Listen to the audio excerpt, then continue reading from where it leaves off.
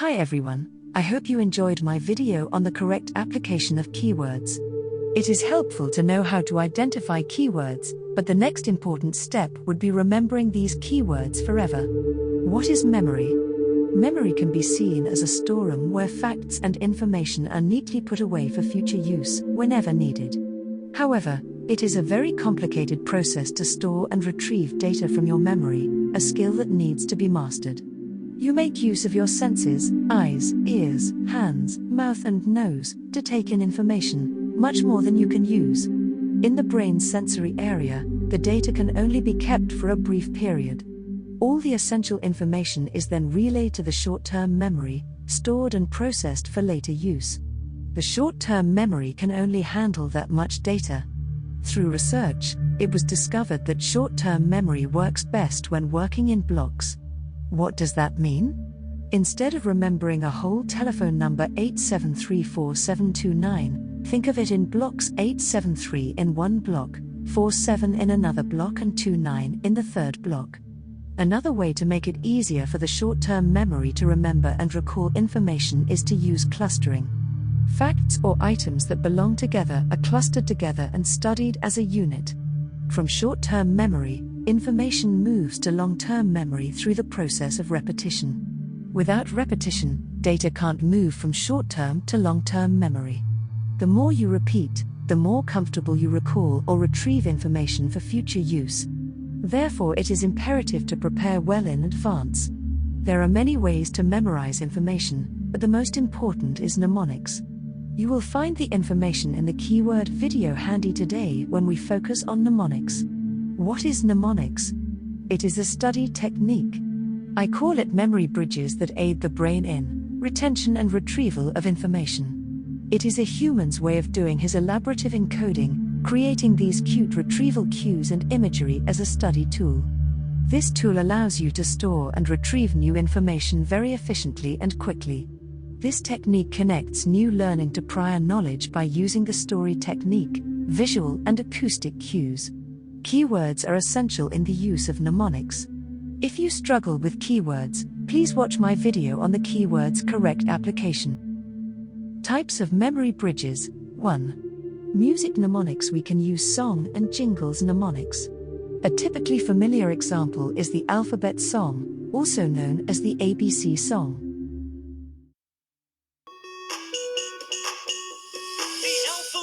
Filled with consonants and vowels. We write them, we read them. Each letter makes a sound. Well, we start with ABC. We go all the way to Z.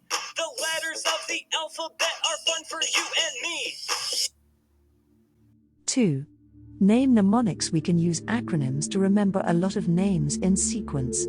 Acronyms are abbreviations formed from the initial letters of other words and pronounced as a word.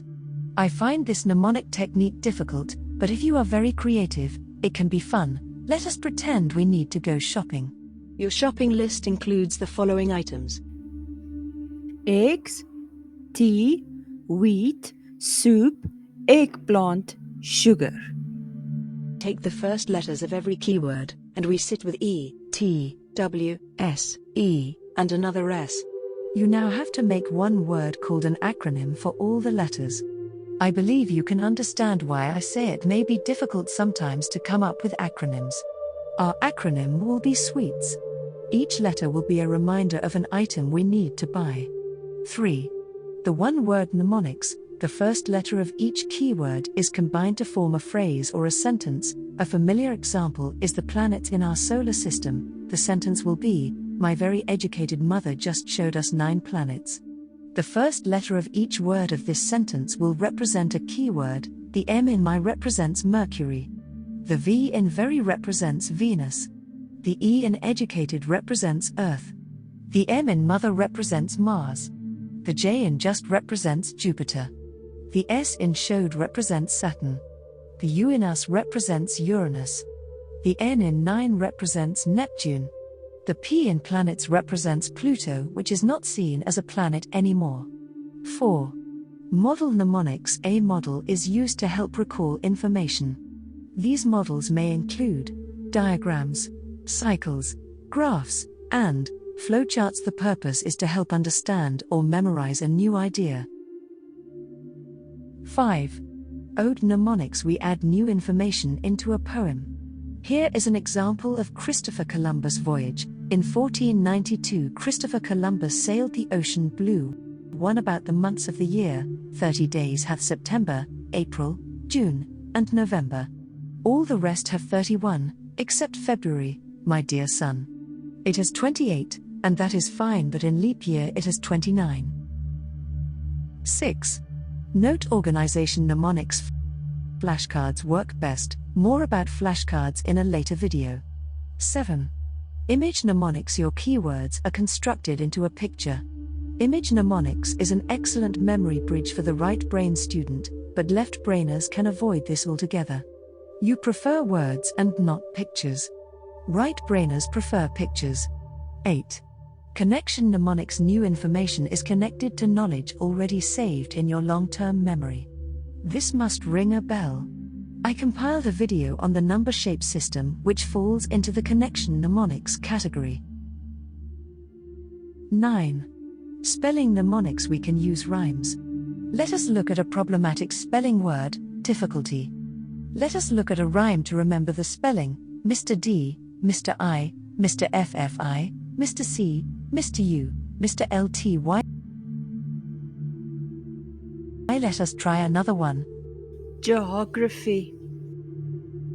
George Edwards's old grandma rode a pig home yesterday. Pictures can also be used for spelling. 10. Visualization mnemonics, there are very many ways of visualizing information. More videos will follow about visualization. A very successful visualization mnemonic is the method of loci.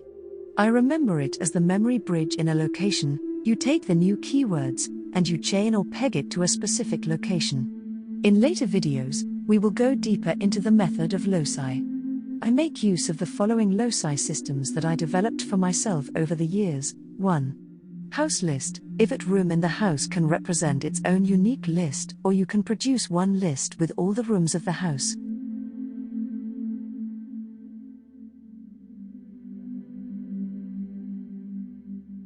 2. Body list.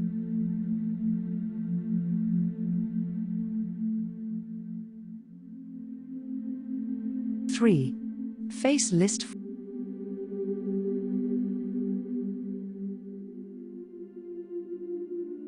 4. Computer list. 5. Alphabet list of animals. 6. Alphabet list of things. The keyword to be remembered in this mnemonic system are chained or pegged to the specific physical location you choose. Therefore, the method relies on memorized spatial relationships to help you remember and recall new information quicker. I remember helping one student study for an economics exam. We used the guest toilet as our location, and we chained the keywords to everything inside this space. We had a ball. We laughed so much, our tummies ached. Exams came, and luckily she got that question. She said that she could not stop herself from laughing while writing the answer. Needless to say, she got 100% for that question. We can do 20 more memory bridges, but let me give you excellent advice today. The best technique is attitude. If you have a positive attitude and add laughter and enjoyment to it, you will have a great time studying. This is all for today. Happy studies. Annie.